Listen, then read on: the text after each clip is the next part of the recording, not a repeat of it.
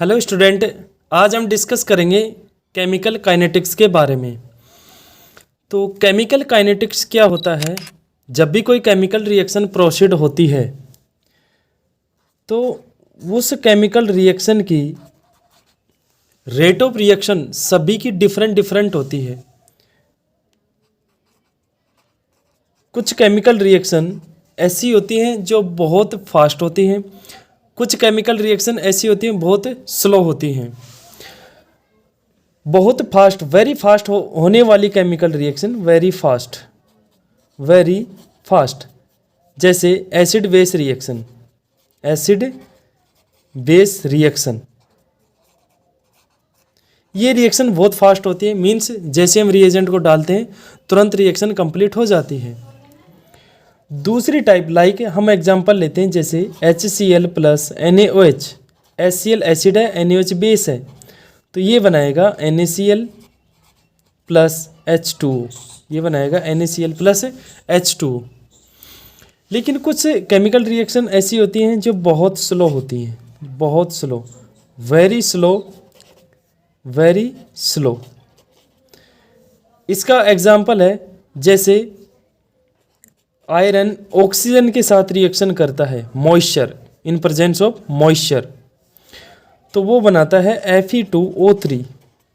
तो ये जो रिएक्शन होती है बहुत स्लो होती है। कुछ केमिकल रिएक्शन ऐसी होती हैं जो मॉडरेट रेट होता है उनका, मॉडरेट रेट मीन्स ना तो वो ज़्यादा फास्ट होती हैं ना ही वो स्लो होती हैं। तो इसके अकॉर्डिंग इनकी जो रेट ऑफ रिएक्शन होती है ये डिफरेंट होती है। इसलिए हम डिस्कस करेंगे कि केमिकल रिएक्शंस का रेट किस तरीके से कैलकुलेट करते हैं। तो सपोज ये कोई केमिकल रिएक्शन है लाइक N1A प्लस N2B और ये चेंज हो रहा है N3C प्लस N4D, तो ये होगा रिएक्टेंट, ये होगा प्रोडक्ट। तो अगर हम इसकी रेट ऑफ रिएक्शन डिटरमाइन करेंगे तो वो किस तरीके से करेंगे, that means rate of reaction dx/dt is equal to 1/n1 concentration of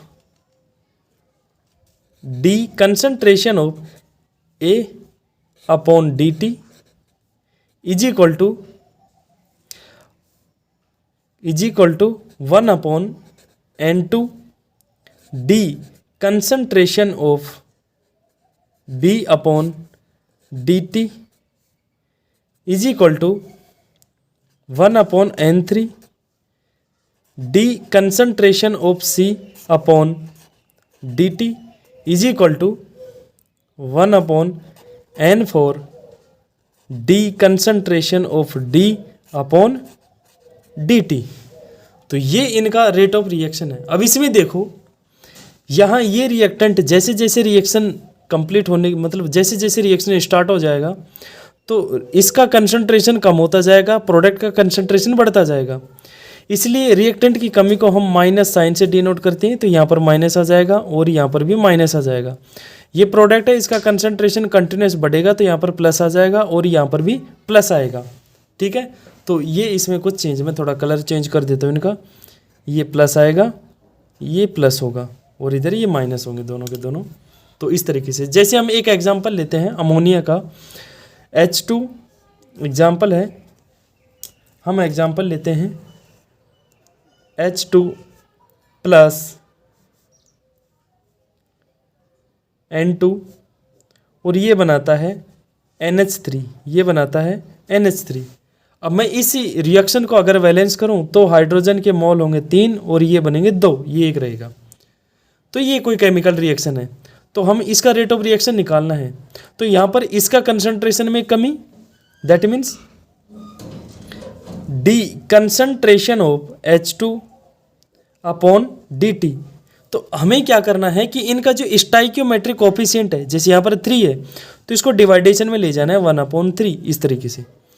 फिर ये इसके इक्वल होगा। अब ये रिएक्टेंट है तो रिएक्टेंट क्या के माइनस साइन लगाना है, जो इस बात को रिप्रेजेंट करता है कि यहाँ पर रिएक्टेंट की कंसंट्रेशन कंटिन्यूस क्या हो रही है, कम हो रही है, प्रोडक्ट की तरफ शिफ्ट हो रही है।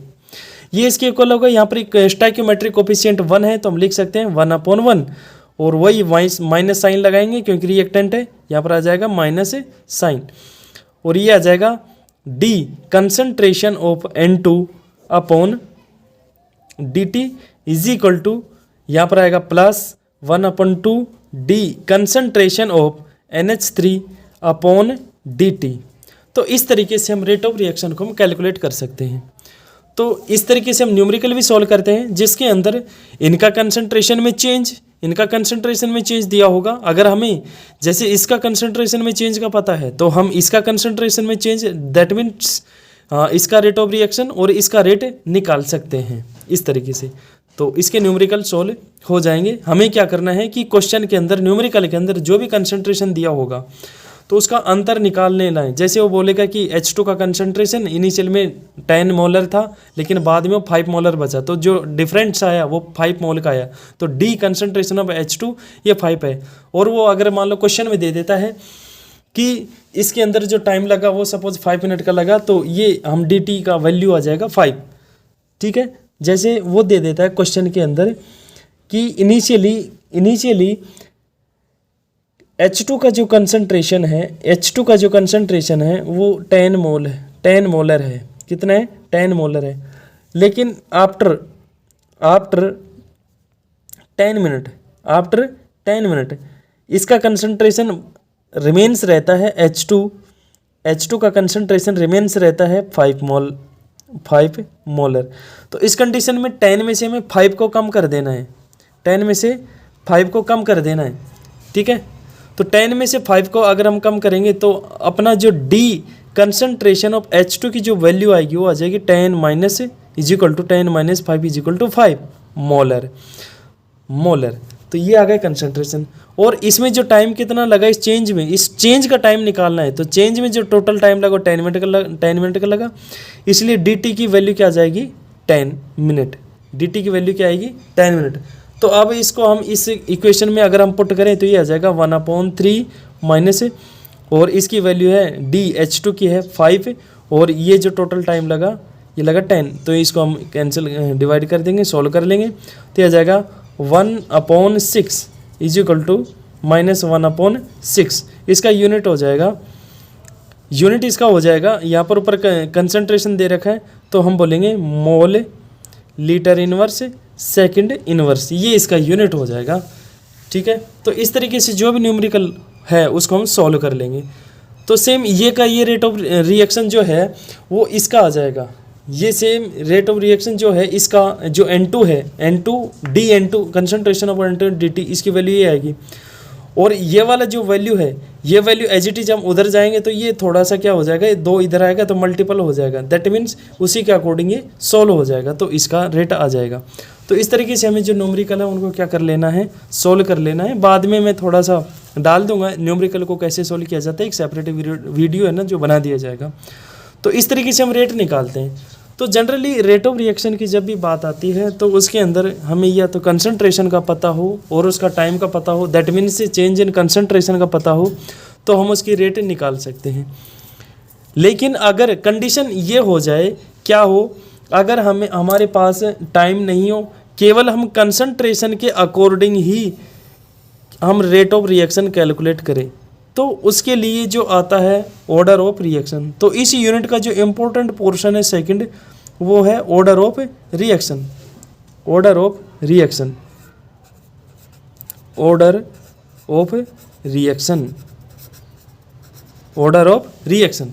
तो ये ऑर्डर ऑफ रिएक्शन क्या होता है, रासायनिक केमिकल रिएक्शंस जो होती हैं, ये केमिकल रिएक्शंस इनकी कंसंट्रेशन, रिएक्टेंट की जो कंसंट्रेशन होती है उस पर डिपेंड करती है। किस पर डिपेंड करती है? कुछ केमिकल रिएक्शन ऐसी होती हैं जो रिएक्टेंट की कंसंट्रेशन पर डिपेंड करती ही नहीं है, दैट मीन्स जीरो ऑर्डर हो गए।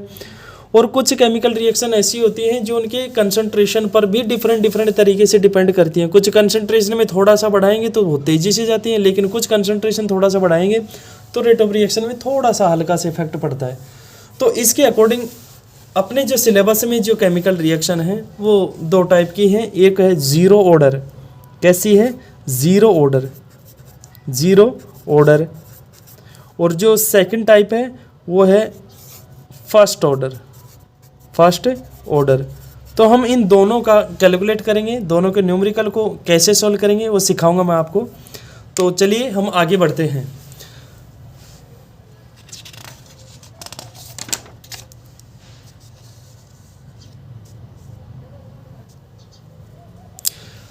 अब है हमारा फर्स्ट ऑर्डर काइनेटिक्स,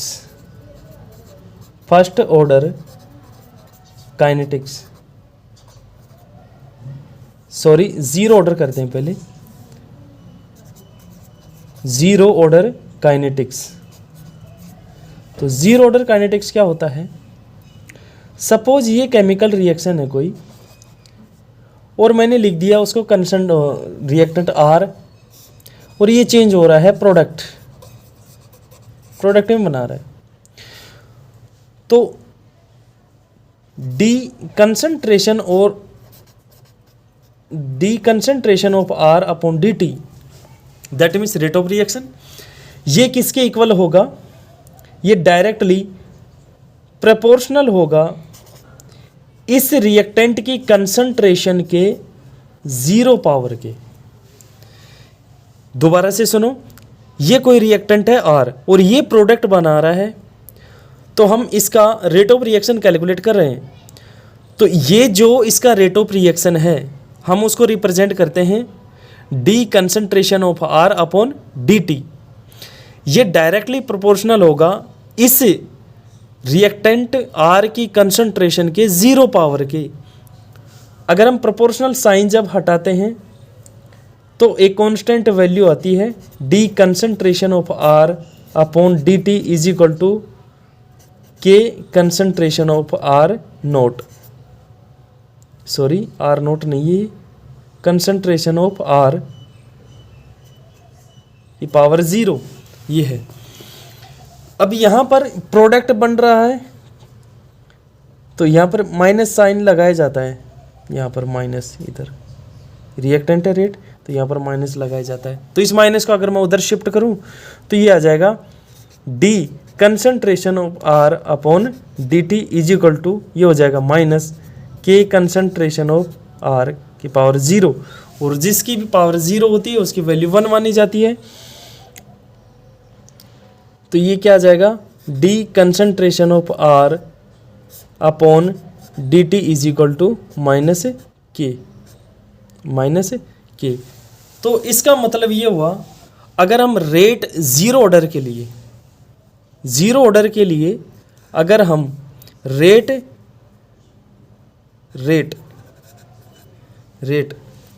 और कंसंट्रेशन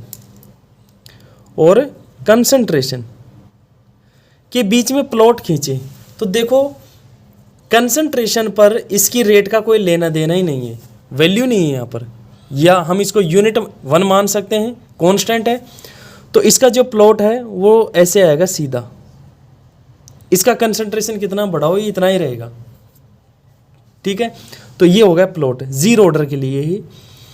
अब हम क्या करते हैं कि यहाँ पर ये जो dt है इसको मैं उधर शिफ्ट करता हूँ, तो ये हो जाएगा d concentration of R is equal to minus k dt। अब हम इसका इंटीग्रेशन कर देते हैं तो क्या आ जाएगा? Integration d concentration of R is equal to minus integration k dt। तो इसका जब इंटीग्रेशन करते हैं तो यहाँ पर आता है concentration of R is equal to, जब ये माइनस के कांस्टेंट वैल्यू का कोई इंटीग्रेशन नहीं होता, ऐसे कैसे रहेगा? मतलब इंटीग्रेशन जो होता है वो कांस्टेंट का कांस्टेंट ऐसे कैसे बाहर आता है।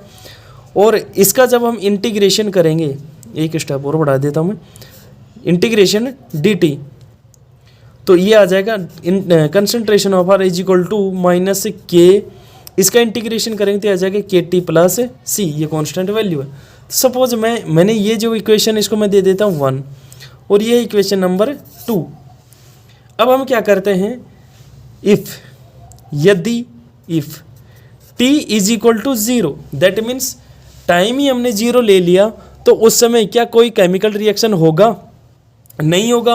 और केमिकल रिएक्शन नहीं होगा तो जो रिएक्टेंट है वो एज इट इज प्रेजेंट रहेगा, रिएक्टेंट जो है वो एज इट इज प्रेजेंट रहेगा।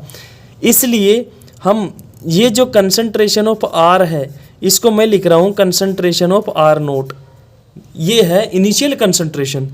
तो ये वैल्यू इक्वेशन 2 में पुट करते हैं, क्या बोलेंगे, put this value in equation 2। तो हम क्या लिखेंगे, कंसंट्रेशन ऑफ आर की जगह लिख देता हूं मैं concentration of R naught is equal to minus k time 0 लिया हमने प्लस सी, तो ये पूरा 0 हो जाएगा। तो सी इज इक्वल टू आ जाएगा कंसंट्रेशन ऑफ आर नोट, ये है इक्वेशन 3।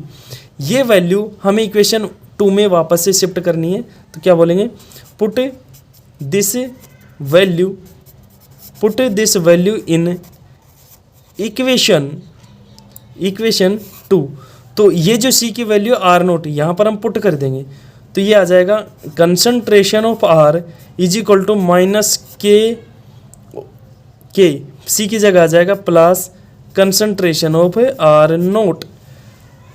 अब हम क्या करते हैं, ये जो केटी है इस केटी को मैं इधर शिफ्ट कर देता हूँ, इस केटी को मैं इधर शिफ्ट कर देता हूँ, तो ये आ जाएगा कंसंट्रेशन ऑफ आर प्लस के T is equal to concentration of R naught. तो ये आ जाएगा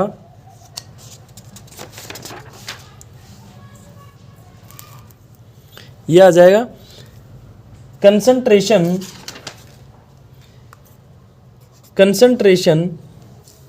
आर प्लस के टी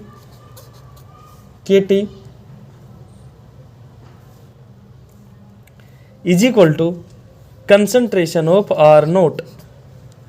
अब ये आर इधर में ले जाऊंगा तो ये प्लस का इधर हो जाएगा माइनस का, तो k T is equal to concentration of R naught minus concentration of R, और के आ जाएगा concentration of R naught minus concentration of R naught by t, और के आ जाएगा concentration of R naught minus concentration of R upon,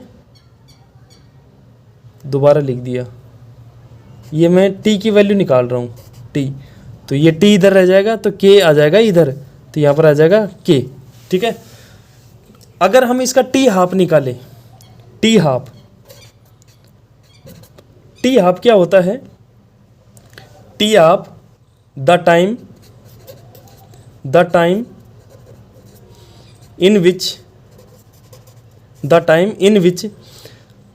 the initial concentration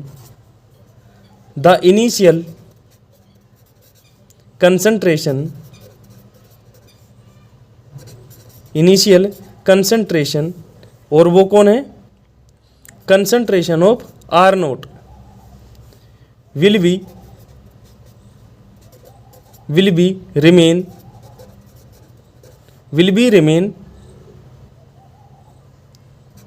R naught by 2, तो ये है t half. इसका मतलब हम क्या करेंगे कि टी की जगह लिखेंगे टी हाफ, ये होगा टी हाफ, तो आधा टाइम हो गया।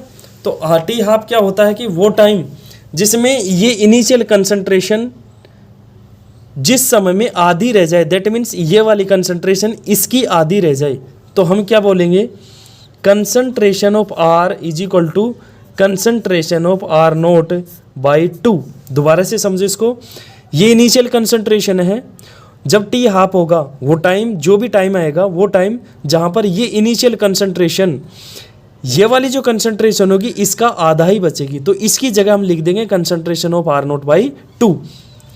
तो टी हाफ क्या आ जाएगा, ये वैल्यू हम इस इक्वेशन में पुट कर देते हैं।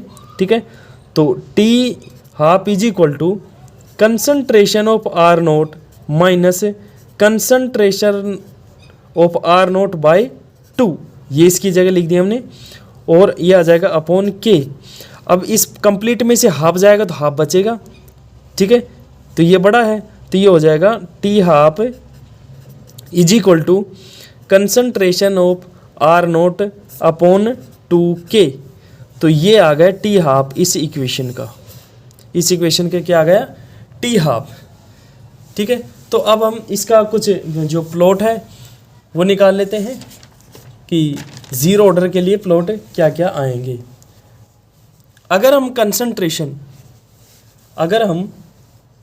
कंसंट्रेशन और टाइम के बीच में निकालते हैं, कंसंट्रेशन और टाइम के बीच में निकालते हैं जीरो ऑर्डर के लिए, यह है concentration,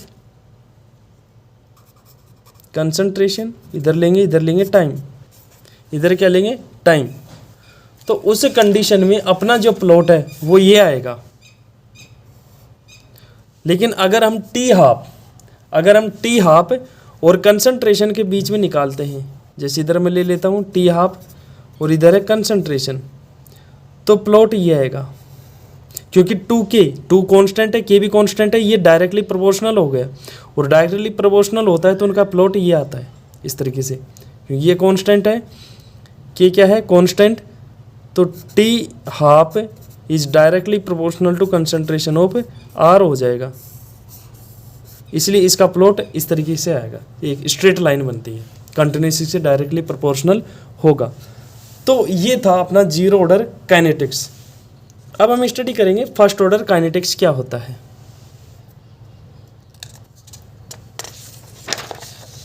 first order kinetics,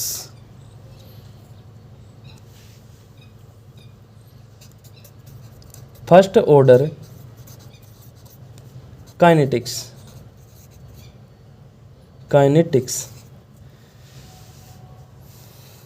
first order kinetics में सपोज ये अपना कोई रिएक्टेंट है आर और ये बना रहा है प्रोडक्ट, ये क्या बना रहा है प्रोडक्ट बना रहा है, ठीक है। तो हम इसका रेट एक्सप्रेशन जब लिखेंगे d concentration of R upon d t, ये डायरेक्टली प्रोपोर्शनल होगा इस रिएक्टेंट की कंसंट्रेशन के 1 पावर की। जो पावर होती है वही ऑर्डर ऑफ रिएक्शन को शो करती है। तो इस रिएक्टेंट की कंसंट्रेशन के 1 पावर भी। काइनेटिक्स के अंदर प्रोडक्ट की कंसंट्रेशन से कोई लेना देना नहीं होता। मैक्सिमम बच्चों को यही सस्पेंस होता है कि कंसंट्रेशन प्रोडक्ट का ले या रिएक्टेंट का ले, तो इसमें केवल रिएक्टेंट के कंसंट्रेशन को ही इंक्लूड किया जाता है। तो जब प्रोपोर्शनल साइन हटेगा तो वही एक कांस्टेंट वैल्यू आएगी, d R concentration of R upon d t is equal to के कंसंट्रेशन ऑफ आर की पावर 1। यहाँ पर इसकी रिएक्टेंट कम हो रहा है इसलिए इसे माइनस साइन लगाते हैं, यहाँ पर ये माइनस आ जाएगा, माइनस उधर जाएगा तो ये अपना आ जाएगा d concentration of R upon d t is equal to minus k concentration of R. Power जब 1 होती है तो वैल्यू वही रहती है, तो बार बार लिखने की जरूरत नहीं है। तो ये है अपना डिफरेंशिएट वेलोसिटी इक्वेशन, ये है डिफरेंशिएट वेलोसिटी इक्वेशन। अब इसका अगर हम प्लॉट खींचें, दैट मीन्स इसकी रेट और कंसंट्रेशन के बीच में, तो के क्या है कांस्टेंट, के क्या है कांस्टेंट, तो ये जो d concentration of R upon d t ये डायरेक्टली इसकी कंसंट्रेशन के प्रोपोर्शनल होगा, इसकी 1 पावर के। तो अगर हम इसका प्लॉट खींचे इसका इस तरीके से, तो इधर जैसे हम ले लेते हैं कंसंट्रेशन, इधर ले लेते हैं कंसंट्रेशन और इधर आ जाता है रेट, इधर आ जाता है रेट। तो रेट और इसके बीच में क्या आएगा, डायरेक्टली प्रोपोर्शनल है, और प्रोपोर्शनल के केस में प्लॉट ऐसे स्ट्रेट लाइन आती है सीधी इस तरीके से। इसका मतलब ये होता है कि कंसंट्रेशन बढ़ेगा तो रेट भी बढ़ेगा, और ये हो रहा है कंटिन्यूस इसका रेट बढ़ रहा है। अब हम क्या करते हैं, इसको मैं इक्वेशन नंबर देता हूँ 1, इक्वेशन नंबर 1। अब हम यहाँ पर dt को इधर ले जाते हैं और r कंसंट्रेशन ऑफ r को मैं इधर शिफ्ट कर देता हूँ, तो ये हो जाएगा d concentration of r is equal to minus k, और मैं लिख देता हूँ इधर concentration of r into d t. अब ये इधर आएगा तो डिवाइडेशन में आ जाएगा, तो ये है d concentration of r upon concentration of r is equal to minus k into d t. ये जो इक्वेशन है इसका कर देते हैं हम इंटीग्रेशन, इसका क्या करेंगे इंटीग्रेशन, तो ऐसे इसका भी इंटीग्रेशन हो जाएगा। तो डी आर अपॉन आर इसको मैं ऐसे लिख सकता हूँ 1 upon concentration of R into D concentration of R is equal to minus K D T. Since 1/x into D X, ये होता है ln x, ये होता है ln x। तो ये ऐसे कैसे मैच कर रहा है इससे, तो इसका मतलब इसकी जो वैल्यू है वो क्या आ जाएगी ln r, इसकी वैल्यू क्या आ जाएगी ln r, ln concentration of r, ठीक है। तो इसकी वैल्यू आ जाएगी is equal to, k constant है माइनस बाहर आ जाएगा और ये आ जाएगा integration d t, ln concentration of r is equal to minus k, इसका जो इंटीग्रेशन करेंगे तो ये आ जाएगा t प्लस सी कांस्टेंट वैल्यू इंटीग्रेशन केस में वैसे लिखा जाता है ये कि कोई ना कोई कांस्टेंट वैल्यू होती है। इसको मैं इक्वेशन देता हूँ, इक्वेशन नंबर 2, इफ या at t is equal to 0, time क्या लिया हमने 0, तो ये कंसंट्रेशन ऑफ r है, इसको मैं डी नोट कर रहा हूँ कंसंट्रेशन ऑफ r नोट। तो ये जो वैल्यू इस इक्वेशन 2 में शिफ्ट करेंगे। t इज इक्वल टू 0 का मतलब भी टाइम स्टार्ट नहीं हुआ, और स्टार्ट नहीं हुआ तो कोई भी जो रिएक्टेंट है सारा का सारा ऐसे कैसे बचा रहेगा, मीन्स इनिशियल रिएक्टेंट, और इनिशियल कंसंट्रेशन रिएक्टेंट की को मैं डी नोट कर रहा हूँ r नोट से। तो ये वैल्यू इसके अंदर शिफ्ट करेंगे इक्वेशन नंबर 2 में। तो क्या बोलेंगे, put this value in equation 2। तो ln कंसंट्रेशन ऑफ r, इसकी जगह हमें क्या लिखना है r नोट, तो ये आ जाएगा ln concentration of r naught is equal to minus K, t हमने लिया 0 प्लस c, तो c की वैल्यू आ गई ln concentration of r naught is equal to c, equation 3। इसकी वैल्यू वापस हम इक्वेशन 2 में शिफ्ट कर देंगे। Put this value in equation 2, तो 2 में ये c की जगह में ln r नोट लिख देंगे यहाँ पर, बाकी का ये ऐसे कैसे, देखो यहाँ पर ln concentration of r is equal to minus k t plus c की जगह में ये लिखना है ln concentration of r note.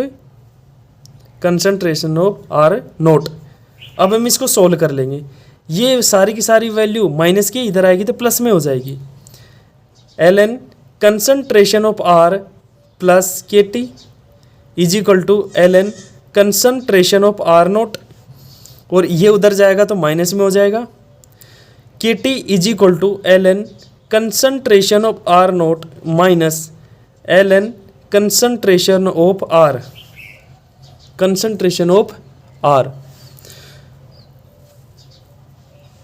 के टी इज इक्वल टू, अब ये लॉग की टर्म में ln एक तरीके से लॉग ही होता है, तो इसको हम ऐसे लिख सकते हैं ln, ये माइनस वाला अपॉन में जा सकता है, तो इसको मैं ऐसे लिख सकता हूँ concentration of r naught upon concentration of r, ठीक है।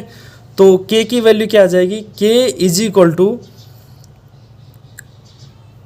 1/t ln concentration of r naught upon concentration of r, यह आ जाएगा।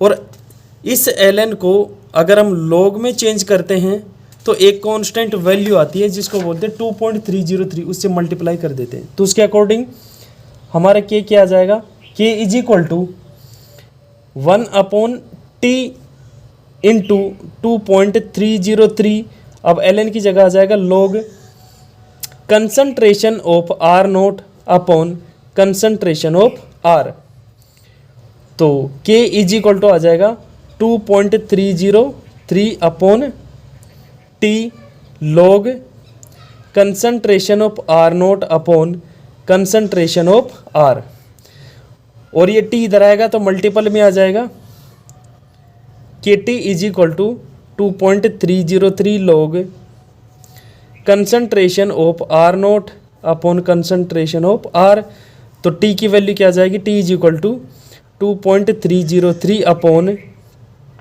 के log concentration of r naught upon concentration of r, ये t की वैल्यू आ गई। अब यहीं की यहीं हम इसका निकाल देंगे t हाफ, तो वही जीरो ऑर्डर की तरह t हाफ क्या होता है, वो टाइम जहाँ पर जिस टाइम में इनिशियल जो रिएक्टेंट का कंसंट्रेशन इनिशियल कंसंट्रेशन का आधा बच जाए, that means concentration of R की वैल्यू हम क्या पुट कर देंगे, concentration of R naught by 2। तो टी हाफ क्या होगा, तो इस टी की जगह तो हम लिखेंगे टी हाफ। तो मैं इसको लिख सकता हूँ if t is equal to t half, t is equal to t half, तो कंसंट्रेशन ऑफ आर नोट ये क्या हो जाएगा, concentration of R naught by 2। तो टी हाफ क्या होता है, वो टाइम जहाँ पर इसका कंसंट्रेशन इसका आधा बच जाए, तो इसकी जगह हम आर नोट बाई 2 कर देंगे और ये वैल्यू इस इक्वेशन में हम क्या कर देते हैं, पुट कर देते हैं। तो टी हाफ क्या जाएगा, T half is equal to 2.303 upon के log concentration of R naught upon concentration of R naught by 2। ये तीसरी वैल्यू ऊपर चली जाएगी। तो T half is equal to 2.303 upon के log concentration of R naught upon concentration of R naught into 2। इससे ये कैंसिल हो जाएगा, 1 आ जाएगा 2। तो T half is equal to 2.303 upon के लॉग 2 की ये आ जाएगा log 2 और log 2 की वैल्यू होती है point, t half is equal to 2.303 upon k और log 2 की वैल्यू होती है log 2 इज इक्वल टू 0.3010। तो इसकी जगह इसको मल्टीप्लाई कर देंगे 0.3010 से। तो इन दोनों को जब मल्टीप्लाई करते हैं तो एक कौन वैल्यू आती है, t half is equal to 0.693 upon k. तो ये है टी हाफ, ये क्या है, टी हाफ। तो इसका मतलब अगर हम फर्स्ट ऑर्डर के लिए टी हाफ और कंसंट्रेशन का तो यहाँ तो कोई लेना देना कट गए हो, तो इसका मतलब ये हुआ कि अगर हम टी हाफ और कंसंट्रेशन के बीच में प्लॉट खींचे तो ये पैरेलल आएगा और इनफाइनाइट तक ये टच करेगा। तो इसका मतलब कुल मिलाकर के ऐसे ग्राफ आता है तो टी हाफ उसके कंसंट्रेशन पर डिपेंड नहीं कर रहा। तो ये कुछ था केमिकल काइनेटिक्स का जिसमें हमने ऑर्डर ऑफ रिएक्शन पढ़ा। अब इसका रिमेनिंग पोर्शन नेक्स्ट वीडियो में हम शेयर करेंगे और इससे रिलेटेड जो भी क्वायरीज हो, जो भी आपकी प्रॉब्लम्स हो, कुछ न्यूमेरिकल्स अगले वीडियो में शेयर करेंगे। और जैसा भी आपका क्वायरीज या कोई प्रॉब्लम हो तो आप कमेंट बॉक्स में प्लीज़ लिख देना, आपका सॉल्यूशन आपको मिल जाएगा। Welcome to Saraswati chemistry study. Channel को आप शेयर करो, सब्सक्राइब करो, लाइक करो और अपने जितने भी स्टूडेंट हैं उन सभी को शेयर करो। Thank you.